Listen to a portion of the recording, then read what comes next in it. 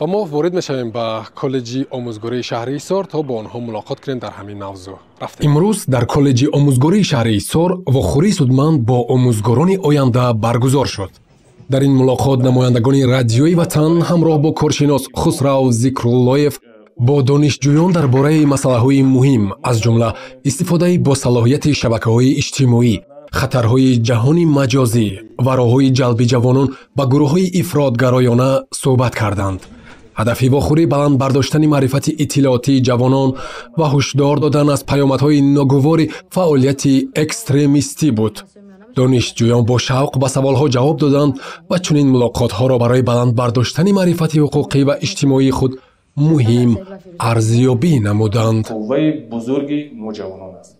ما در همبستگی، ما در یکجایگی میتوانیم که برای پیشگیری جنایت‌های خصوصیت تروریستی داشته و اکستریمیستی داشته سهمی باسازی خود را گذاریم.